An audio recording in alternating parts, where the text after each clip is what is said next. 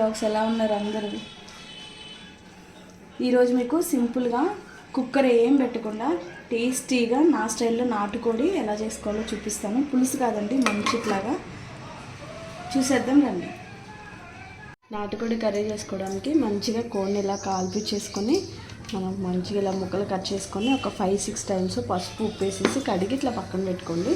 ఇది కేజీన్నర అండి. దానికోసం నేను ఒక 3 ఉల్లిపాయలు ఎక్కువ వేయకూడదు, తీపి వస్తుంది. 3 ఉల్లిపాయలు, 6 పచ్చిమిరపకాయలు, 2 టమాటాలు కట్ చేసి పెట్టుకున్నాను. ఇప్పుడు ఇలా వెడల్పాటు బాండి పెట్టుకొని ఒక 5-6 ఆయిల్ టేబుల్ స్పూన్ వేసుకొని హీట్ ఎక్కిద్దాం. ఆయిల్ హీట్ ఎక్కింది కదా, ఇప్పుడు ఆనియన్స్ పచ్చిమిర్చి వేసేసి మంచిగా రెడ్గా వేయించుకున్నాను.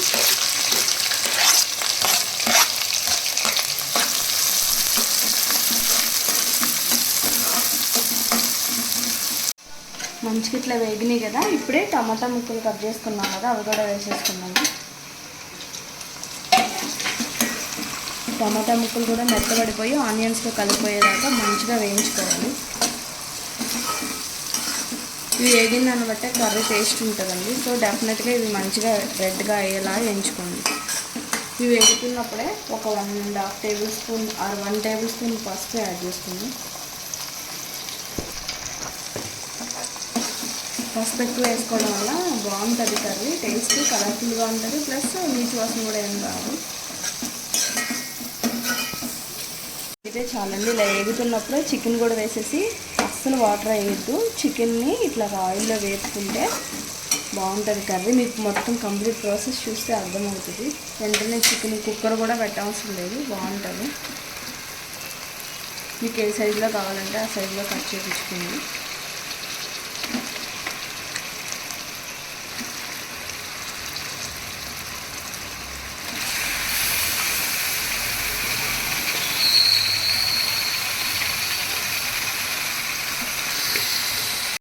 ఆయిల్, టమాటా, ఉల్లిపాయ అన్నీ కలిసేలాగా మంచిగా కలుపుకోండి. ఈ ముక్కలు, ఆనియన్స్, టమాటా అన్నీ ఇప్పుడు ఆయిల్ ఎక్కువ వేసుకున్నాం కదా, కొంచెం ఆయిల్లో ఫ్రై అవుతూ ఉంటాయి. మంచి నీట్గా అన్నిటికి కలిసేలాగా కలుపుకోండి. కలిసిపోయింది కదా, ఇప్పుడు రుచికి సరిపడా సాల్ట్ వేసుకోండి.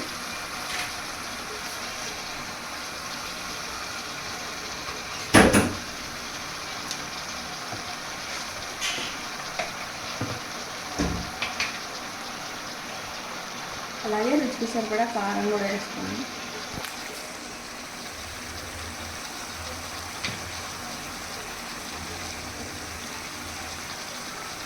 నేను 2 టైప్స్ వేసుకుంటున్నాను. రెడ్గా కలరింగ్ కోసం ఒకటి 3 మ్యాంగో మిర్చి పౌడర్ కూడా వేసుకుంటున్నాను. మంచిగా ముక్కలకి కలిసేలాగా కలపండి.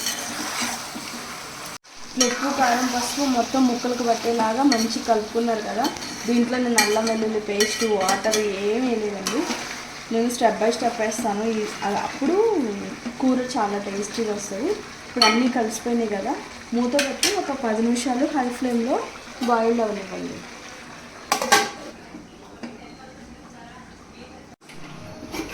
5 మినిట్స్ ఉడకనిచ్చేసాం కదా, ఇప్పుడు అల్లం వెల్లుల్లి పేస్ట్ వేసుకుంటే ముక్కలకి పడుతుంది. అల్లం వెల్లుల్లి పేస్ట్ కూడా కొంచెం ఎక్కువే పడుతుందండి, నాటుకోడు కదా, కుక్కర్ కూడా పెట్టలేదు కాబట్టి ఇట్లాగా స్టెప్ బై స్టెప్ చేసుకుంటే మంచిగా ఎలాంటి లేకుండా చాలా నీట్గా ఉడుకుతుంది. మొత్తం కలిసేలాగా కలిపేసుకొని మళ్ళీ మూత పెట్టేసి ఒక 10 మినిట్స్ ఉడకనివ్వండి. అల్లం వెల్లుల్లి పేస్ట్ కూడా మొత్తం ముక్కలకి కలిసేటట్టు కలిపేసుకున్నానండి. చూసారా, ఒక్క చుక్క కూడా వాటర్ వేయకుండా ఆల్మోస్ట్ ఎంత వాటర్ వచ్చిందో. ఇలాగా మనం నిదానం ఉడకబెట్టుకోవడం వల్ల ఏంటంటే వాటర్ వేయకుండానే ముక్క మంచిగా ఉడుకుతుంది. ముందే మనం వాటర్ యాడ్ చేసేస్తే అసలు ముక్క ఉడకదండి. 3/4 ఇలాగా వాటర్ ఏమి వేయకుండా మంచిగా బాయిల్ చేసుకున్నాక అప్పుడు మనం పులుసుకి సరిపడా వాటర్ వేసుకుంటే కర్రీ టేస్టీగా ఉంటుంది.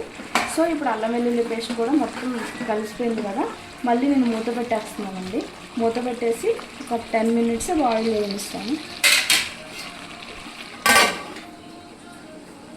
10 నిమిషాల తర్వాత మూత ఓపెన్ చేసి చూస్తున్నానండి. చూసారా, మంచిగా ఉడుకుతుంది. ఉప్పు, పసుపు, కారం, అల్లం వెల్లుల్లి పేస్ట్ అన్నీ ముక్కలకి బాగా పట్టినాయి కదా. అంటే ఆల్మోస్ట్ కొంచెం ఉడికింది, బట్ కానీ మనం కుక్కర్ ఏం పెట్టలేదు కదా, సో ఇట్లాగే మంచిగా బాయిల్ చేసుకోవాలి. ఇప్పుడు సరిపడినంత వాటర్ వేసుకున్నాం. మీకు ఎంత తినాలి, నాటుకోడి కదా ఉడకాలి కదా, కొంచెం వాటర్ ఎక్కువే పడతాయి. కొంచెం వాటర్ యాడ్ చేసుకొని మీరు ఎంత వాటర్ కావాలనుకుంటున్నారో అంత వాటర్ వేసుకొని మొత్తం బాయిల్ చేసుకున్నాను. ఈ వాటర్ అంతా ఇంకిపోయే వరకు ఉడికించుకోవాలండి, అప్పుడే టేస్ట్ ఉంటుంది. పులుసు కావాలనుకున్న వాళ్ళు కొంచెం వాటరీగా ఉన్నప్పుడు ఉడికొచ్చుకోవచ్చు. ఇప్పుడే గరం మసాలాలు కానీ ధనియాలు జీలకర్ర పౌడర్ కానీ ఏమి వేయొద్దండి. ఆల్మోస్ట్ అంతా ఉడికిపోయింది, కర్రీ అయిపోతుంది. ఆయిల్ బయలుదేరితే చూసారా, అప్పుడు మాత్రం వేసుకోవాలి. ఇప్పుడు వాటర్ వేసేసాను కదా, ఇంకా ఒక ½ an hour అయినా ఉడకబెట్టుకోవాలి. ఉడికించేసుకుందాం. మధ్యలో తిప్పుతూ ఉండండి, చూసుకుంటూ ఉండండి అడగంటకుండా. 10 minutes అయిపోయిందండి. ఒకసారి ఓపెన్ చేసి చూద్దాం ఎలా ఉందో. అన్నీ చేశాను. వాటర్ అన్నీ ఆల్మోస్ట్ అయిపోవచ్చినాయి చూసారా. ఇంకా వాటర్ అన్నీ కూడా నాకు ఇంత వాటర్ ఏం అవసరం లేదు. ఇంకా ఉడికించుకోవాలి, ముక్క ఉడకలేదు. ఇంకా ఉడకలేదంటే కొన్ని వాటర్ యాడ్ చేసుకోవాల్సి వస్తుంది. ఇంకా నేను అప్పుడే ఏం చూడట్లేదు, మళ్ళీ ఒకసారి అడగట్లేదు, అంటే మాడిపోలేదు. సో ఒకసారి అంతా కలిపేసి మళ్ళీ లిడ్ క్లోజ్ చేసేసి ఇంకో 10 minutes బాయిల్ చేసుకుందాం. కుక్కర్లో పెట్టేసుకోవచ్చు, ఈజీగా అయిపోతుంది. కానీ ఇట్లా వండుకున్న టేస్ట్ నాటుకోడి అద్దరిపోతుందండి. ఒకసారి కట్టెల పొయ్యి మీద అయితే ఇంకా బాగుంటుంది, బట్ మనకి సిటీలో ఆప్షన్ ఉండదు కాబట్టి.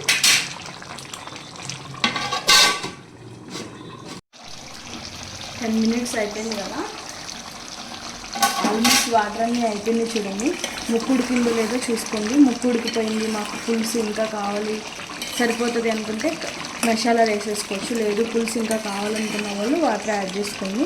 ముక్కు ఉడికిందో లేదో ఒకసారి చెక్ చేసుకోండి. ఇప్పుడు కొంచెం ధనియాల పౌడర్ జీలకర్ర పౌడర్ వేసుకోండి. 1.5 tablespoon ధనియా పౌడర్,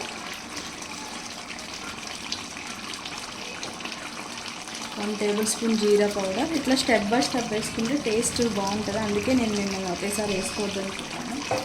వేసుకొని ముక్కలకు మంచిగా కలపండి.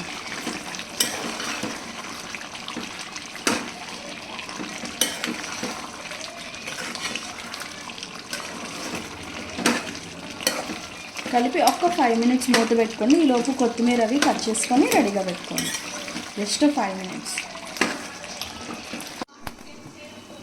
5 minutes అయిపోయింది కదా,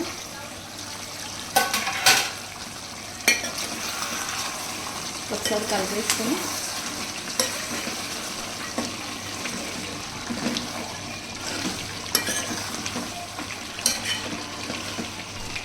మసాలాలు యాడ్ చేసుకుందాం.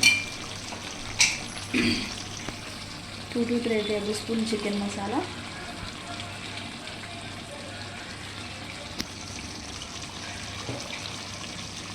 1/2 tablespoon గరం మసాలా. మీ స్పైస్కి సరి తిన్నట్టు మీరు వేసుకోండి.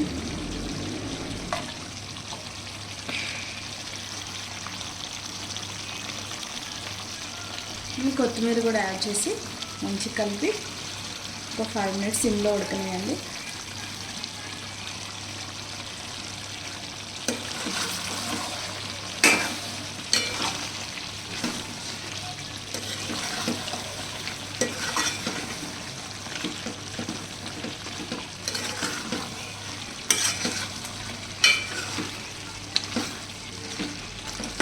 టైం ఉన్నప్పుడు ఇట్లా చేసుకోండి, చాలా టేస్టీగా ఉంటుంది.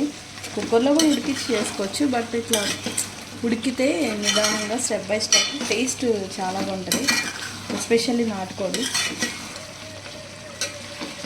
అంతేనండి, 5 minutes మూత పెట్టి సిమ్లో ఉడకబెట్టి స్టవ్ ఆఫ్ చేసేసుకోండి. చూసారా నాటుకోడి ఎంత ఈజీగా మంచి స్పైసీగా కలర్ఫుల్గా అయిపోయింది కదా. అయిపోయిందండి, ఇంతే సింపుల్. నచ్చింది అనుకుంటున్నానండి. నచ్చితే లైక్ చేయండి, షేర్ చేయండి, సబ్స్క్రైబ్ చేయండి. థ్యాంక్స్ ఫర్ వాచింగ్ అండి. Have a nice day.